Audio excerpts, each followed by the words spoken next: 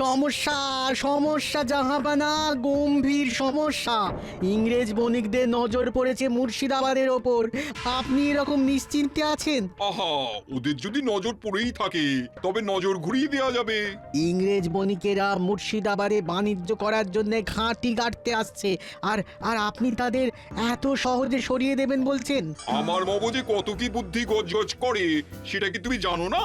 তা আবার জানি না, কিন্তু এবার কি বুদ্ধি বের করলেন বলুন দেখি জাহাপানা। জানতে পারবে, সব জানতে পারবে। তার আগে বলো দেখি, কোন রাজ্যের খাজনা আদায় বাকি? আগে জাহাপানা কৃষ্ণনগরের। বটে, কিন্তু কারণটা কি? মহারাজ কৃষ্ণচন্দ্র নাকি প্রজা কল্যাণমুখী কাজে অর্থ ব্যয় করেন। প্রজাদের ভালো করতে গিয়ে আমাদের অবস্থা একেবারে কালো করে দিচ্ছে। চিন্তা নেই, এবার এই প্রজাদের ভালো করতেই এমন দুজনকে কৃষ্ণনগরে পাঠাবো যারা ছুঁচ হয়ে ঢুকবে আর ফাল হয়ে বেরোবে। আজ যেন মনে হচ্ছে মহারাজ বেশ খানিক চাপে আছেন। থাক মন্ত্রী মশাই, এই চাপ কমানোর জন্য আপনাকে আর খাপ খুলতে হবে না, শেষে হিতে বিপরীত হয়ে যাবে। তোমরা থামবে এবার? ঠান্ডা মাথায় আমাকে একটু ভাবতে দাও দেখি। কিন্তু আপনার ভাবনার গতি প্রকৃতি তো আমরা কিছুতেই ঠাওর করতে পারছি না। কোনো বাইরের শত্রুর আক্রমণ নাকি প্রজা অসন্তোষ মহারাজ? নবাব খবর পাঠিয়েছেন দুজন ইংরেজ বণিক এই এলো বলে। আমি যে কি করি। গুড আফটারনুন মহারাজ। আমরা মুর্শিদাবাদ থেকে স্ট্রেইট আপনার কাছে চলে এলাম। দিস ইজ ফর ইউ মহারাজ। আমার জন্য প্রীতি উপহার করেছেন কি? এই না মানে এটা তো সেই একেবারে ফিরিঙ্গি দেশ থেকে। যা পাচ্ছেন নিয়ে নিন মহারাজ, পছন্দ না হলে আমি তো আছি। আমাকে না হয় পত্রপাঠ সব চালান করে দেবেন। সাধে কি বলে, চোরের মন বোঁচকার দিকে। এনিওয়ে, আমি এবার একটা গুড নিউজ দেব সবাইকে। সবাই শুনুন, বিদেশি লগ্নিতে শিল্প গড়িয়া উঠিবে কৃষ্ণনগরে। কৃষ্ণনগরের পপুলারিটি চারিদিকে ছড়িয়ে পড়িবে। এরা আবার বলে কি? কৃষ্ণনগর বিখ্যাত হয়ে যাবে। তাহলে আর আপনাকে দেখে কে মহারাজ? তখন দেখবেন নবাবও দুবেলায় 4 বার আপনাকে সেলাম ঢুকছে। আমি কিন্তু সিঁদুরে মেঘ দেখতে পাচ্ছি মহারাজ। এখনই এত মাতামাতি না করে কদিন একটু দেখে নিলে হয় না? তুমি থামো তো গোপাল, খালি খালি সব ব্যাপারে তালগোল পাকানোর চেষ্টা করো। হ্যাঁ গোপাল, এবার ভুলভাল ভাবা বন্ধ করে ওদের তালে তাল মেলাও। বড় যা বুঝছি তাতে কৃষ্ণনগরের ভালো বই খারাপ হবে না। দেখুন কি হয়। তবে একবার লেজে গোবরে হয়ে গেলে কান্নাকাটি করা ছাড়া আর কোনো উপায় থাকবে না মহারাজ।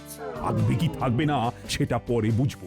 তবে আপাতত বিদেশি বণিকদের দেখাশোনার দায়িত্ব মন্ত্রী তোমার। আর গোপাল, তুমি বরং কদিন রাজসভায় আসা বন্ধ করে বাড়িতে ফিরে গিয়ে বিশ্রাম নাও। আমি বেশ বুঝতে পারছি তোমার এখন বিশ্রামের প্রয়োজন।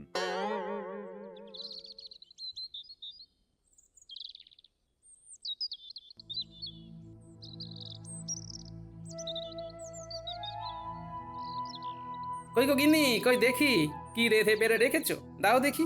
কদিন পরে খাওয়া দাওয়া আদৌ জুটবে কিনা কে জানে। ঘরেতে ঢুকতে না ঢুকতে খাই খাই করছো। বলি ব্যাপারটা কি বলো তো? আর খাবার জুটবে নাই বা কেন? না না না না, ব্যাপারটা তো আমার ভালো ঠেকছে না। তোমার ঠেকা ঠেকিতে আর কি হবে গিন্নি? ওদিকে মহারাজের সঙ্গে যখন ঠোকাঠুকি লাগবে তখন দেখবে কি একটা কেলেঙ্কারি হয়। এই কি হয়েছে খুলে বলবে নাকি বলবে না? তোমার চোখ মুখ দেখে মনে হচ্ছে মহারাজের কাছে খুব ধমক খেয়ে এসেছো। এই ঠোকাঠুকির কথাই বলছো নাকি বলো তো? আরে আমার কি হয়েছে সেটা বড় কথা নয় গিন্নি। কথা হলো মহারাজ বুঝতে পারছেন না, এর ওপর মন্ত্রী যদি ঘোলা জলে মাছ ধরতে যায় তবে অবস্থা আরো বিগড়ে যাবে। হায় হায় হায় হায়, কি সব উল্টো পাল্টা কথা বলছো গো তুমি? আমার যে সব গুলিয়ে যাচ্ছে গো। না না না, কিচ্ছু বুঝতে পারছি না, কিচ্ছু না।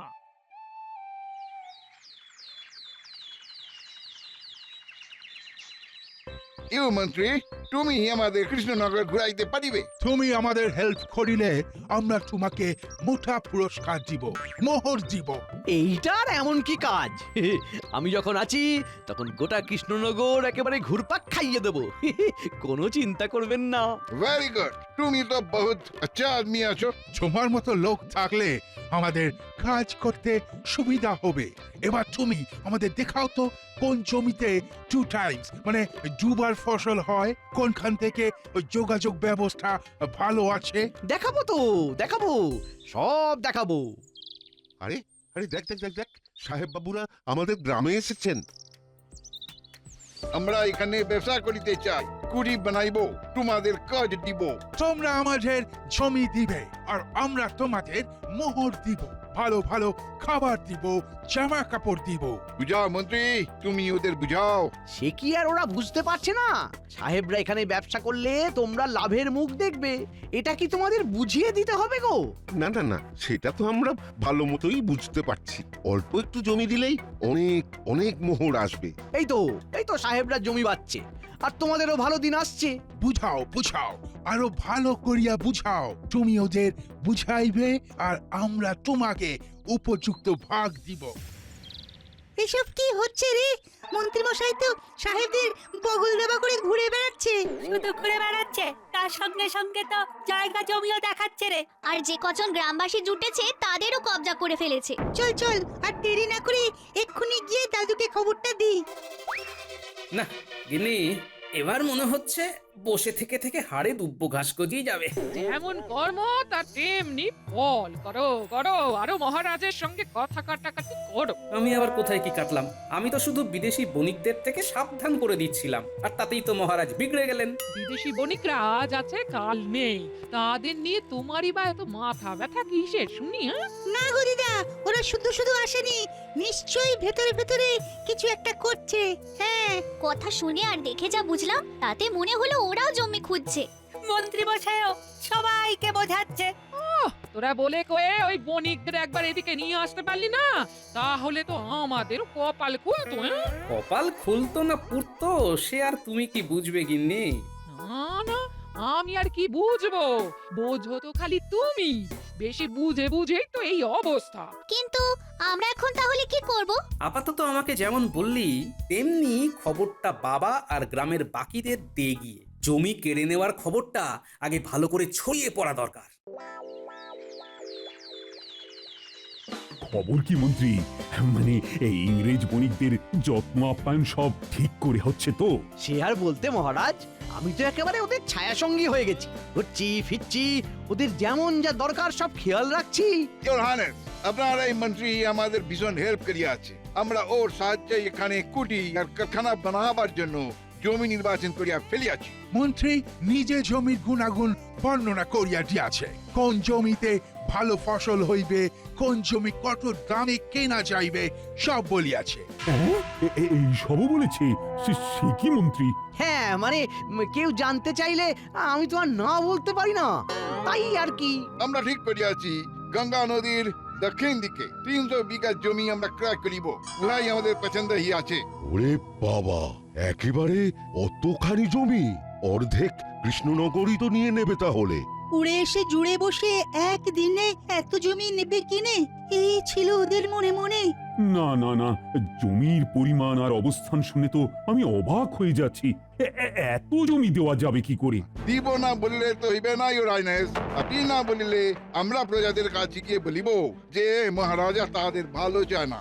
আর আমরা প্রজাদের উপহার দিয়া এমন ব্যবস্থা করিয়াছি যে প্রজারা আমাদের কথা শুনিবে। মন্ত্রীর সঙ্গে জমির দাম লইয়া দরদস্তুর করা হইয়া গিয়াছে। আমরা যথাসময়ে আসিয়া ডিল ফাইনাল করিব।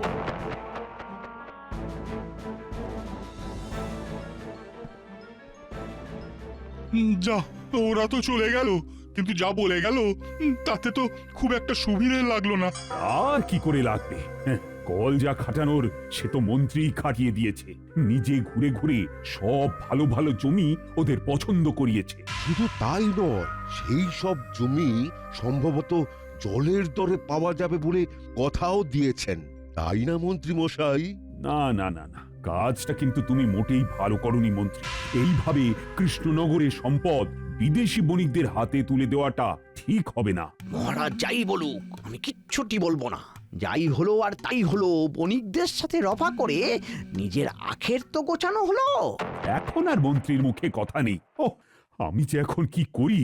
আপনি যাই করেন আর তাই করেন, আমি জানি আমাকে এখন কি করতে হবে।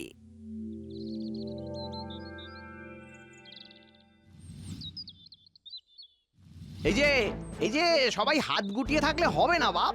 বাঁশ গাছের শুকনো ডাল নিয়ে এসে পুরো জায়গাটা ঘিরে ফেলতে হবে। এই তো আমরা কাজে লেগে পড়েছি।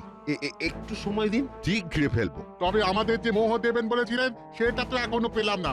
আরে ওহো, সেসব কি পালিয়ে যাচ্ছে নাকি? পাবি পাবি, সব পাবি। এখন কাজের কাজটা কর দেখি। না না, আমরা আমাদের জমি ছাড়বো না, কিছুতেই না। তুমি চলে গেলে আমরা আমরা খাবো কি?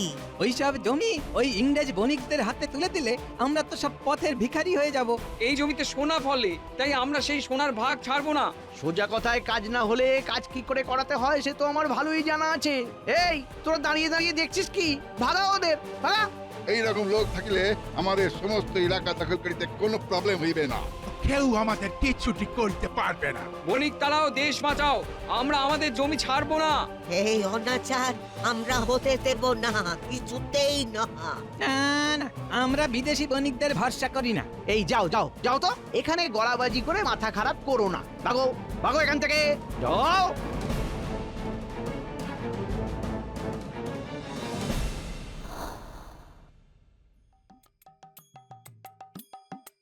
সেই তখন থেকে তো একভাবেই বসে রয়েছো, বলি এবার তো একটু নড়াচড়া করো। হ্যাঁ, করবো গিন্নি, করবো, সময় এলেই ঠিক করবো। তা তোমার সেই সময় কখন আসবে শুনি?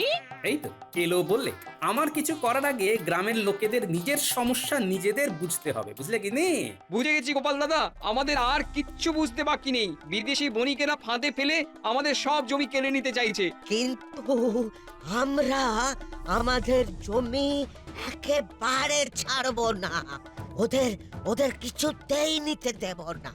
মন্ত্রীমশাই যেভাবে দাঁড়িয়ে থেকে ভয় দেখিয়ে জায়গা ঘেরাচ্ছে, তাতে তো মনে হচ্ছে মহারাজের কাছে গেলেও কোনো লাভ হবে না। তুমি কিছু একটা ব্যবস্থা করো গোপাল দাদা, তুমিই আমাদের ভরসা। তোমরা চিন্তা করো না, দেশের মাটি মায়ের মতো, সেই মাকে ইংরেজ বণিকের হাতে তুলে দেব না। তবে সমস্যা হলো মহারাজ না চাইলে আগ বাড়িয়ে কিছু করবই বা কি করে। না না, এই ব্যাপারটাই এখন আমাকে ভাবাচ্ছে, বুঝলে? এই ছোট মুখে একটা বড় কথা বলি, দেশকে রক্ষা করার সময় না মান অভিমানের কথা ভাবলে হবে না। আগে দেশকে রক্ষা করতে হবে, আর তুমি বসে থেকো না, বসে থেকো না। হ্যাঁ, কথাটা তো তুমি মন্দ বলনি গিন্নি। মহারাজ যদি এখনো বুঝতে না পারেন, তবে ওকে বোঝানোর দায়িত্ব তো আমাকেই নিতে হবে।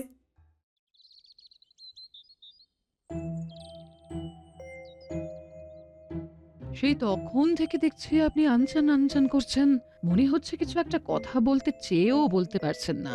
কি হলো মহারাজ? তুমি ঠিকই ধরেছো রানী। একটা আফসোস এখন আমায় কুড়ে কুড়ে খাচ্ছে। কি আফসোস? গোপালকে রাজসভা থেকে তাড়িয়ে দিয়ে কাজটা সেদিন আমি ঠিক করিনি। গোপাল থাকলে ওই বরং ইংরেজ বণিকদের তাড়িয়ে দিত। আসলে আমি ওই বণিকদের হাবভাব দেখে এমন অভিভূত হয়ে পড়লাম তখন।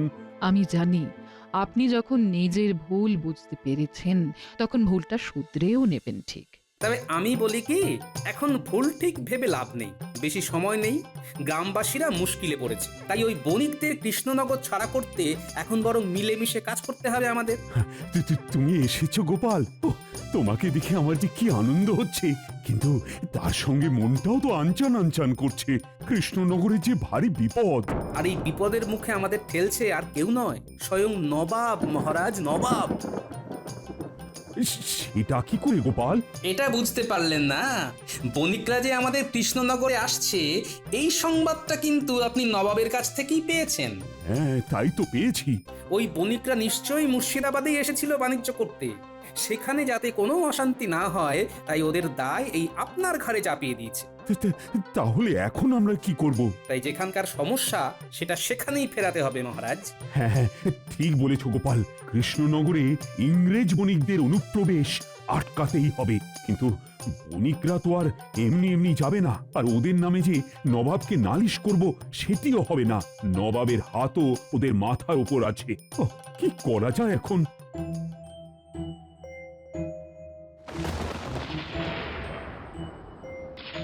দাঁড়ান দাঁড়ান মহারাজ, আকাশের অবস্থা ভালো নয়। এটাকে যদি কাজে লাগানো যায় তবে মনে হচ্ছে কাজের কাজ হয়ে যাবে। একটা বুদ্ধি এসেছে মাথায়।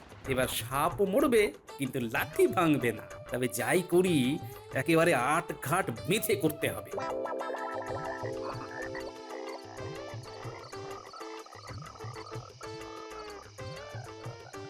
যাই দেখি ইংরেজ বণিকদের খাতির করার মতো কিছু হাতে গরম পাওয়া যায় কিনা। এই তো খোলা মারার দোকান খোলাই আছে দেখছি। আরে গোপাল দাদা যে বলি আজ হঠাৎ মিষ্টি খেতে মন হলো নাকি? হ্যাঁ, না না, ঠিক খেতে নয়, বরং খাওয়াতে মন হচ্ছে। সে ভালো ভালো ভালো, শুধু খেলে হবে, খাওয়াতেও তো হবে নাকি?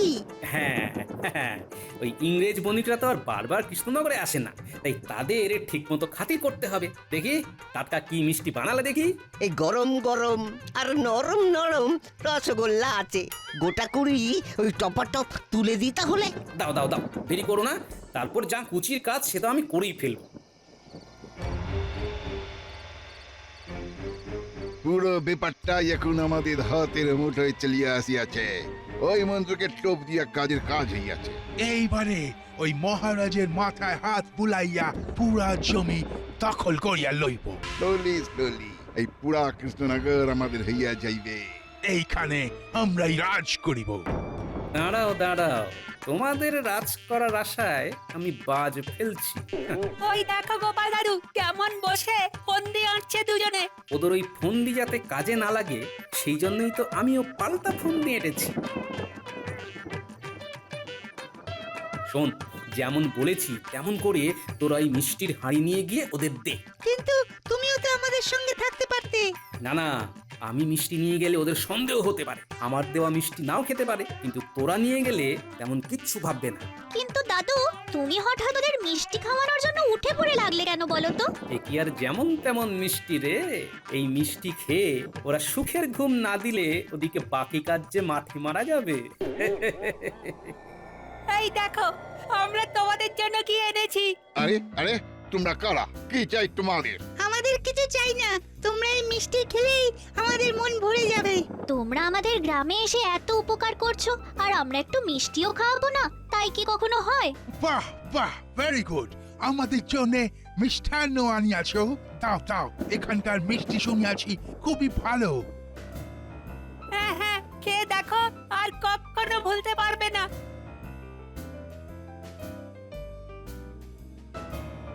এই মিষ্টি খেয়ে এক্ষুনি ওরা ঘুমিয়ে পড়বে, আর এই ফাঁকে ওদিকের কাজটা সেরে ফেলতে হবে। ওরা জেগে থাকলে মাঠে গিয়ে কাজে বাধা দিতে পারত, এখন আর সেটি হবে না। এতক্ষণ নিশ্চয়ই আমার কথা মতো পুঁটির বাবা লোকজন নিয়ে কাজে লেগে পড়েছে।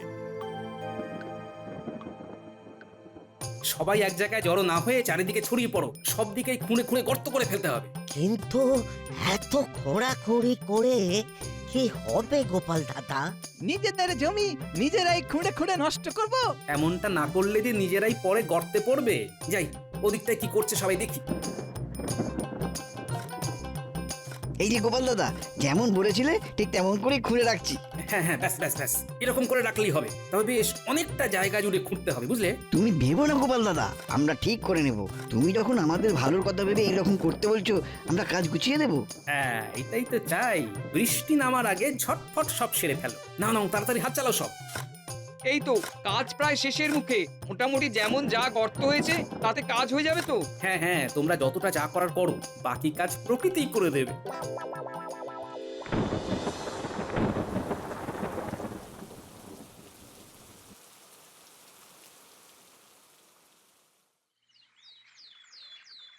Good morning your highness. আমরা জমির দাম বাবদ মোহর দিতে আসিয়াছি। জমির কাগজপত্র আমাদের আজই চাই। আজই? না মানে জমি যে কারা কারা দেবে সেটাই তো ঠিক হয়নি। অর্থাৎ ইচ্ছের বিরুদ্ধে কারুর কাছ থেকে তো জমি কেড়ে নেওয়া যাবে না।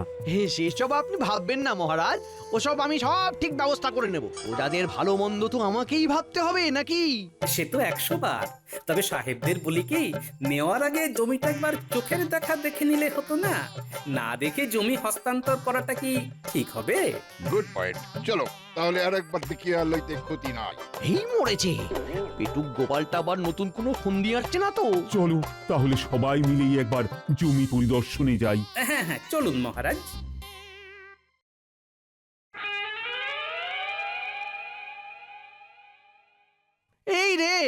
এটা আবার কি হয়ে গেল? এমন তো ছিল না। আমরা তো এইরূপ জমি দেখি নাই। এই জমিতে কুঠি বানাইবো কি করিয়া?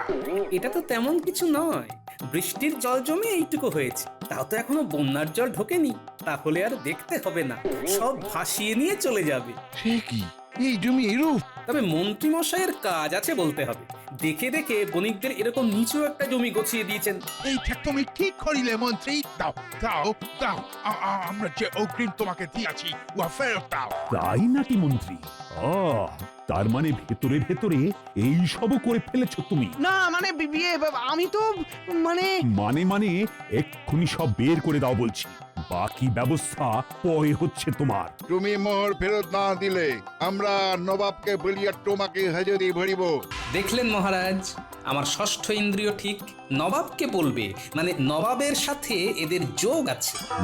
তাই তো দেখছি। তবে এরকমই চোটপাট নবাবের উপরও করুন গিয়ে সাহেব, কারণ ব্যবসা করার সেরা জায়গা তো মুর্শিদাবাদে, গঙ্গার তীরে। নবাব সেটা দেবে না বলেই আপনাদের এখানে পাঠিয়েছে।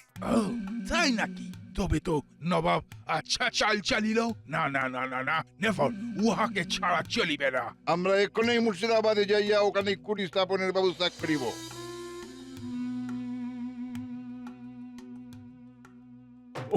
তুমি বাঁচালে গোপাল, তোমার জন্যই এই যাত্রায় কৃষ্ণনগর বিদেশি মুক্ত হলো। আর তোমাকে ভুল বোঝার জন্য আমাকে আমাকে ক্ষমা করে দাও গোপাল। ছি ছি মহারাজ, এসব আপনি কি বলছেন? দেশের জন্য সবকিছু দেওয়া যায়, কিন্তু কোনো কিছুর জন্যই দেশ বা দেশের মাটি ছাড়া যায় না মহারাজ। আমিও আমার ভুল বুঝতে পেরেছি মহারাজ, আমাকেও ক্ষমা করে দিন। গোপাল আমার চোখ খুলে দিয়েছে মহারাজ। বেশ বেশ, এসো সবাই মিলেমিশে থাকি এবার। শেষ ভালো যার, সব ভালো তার।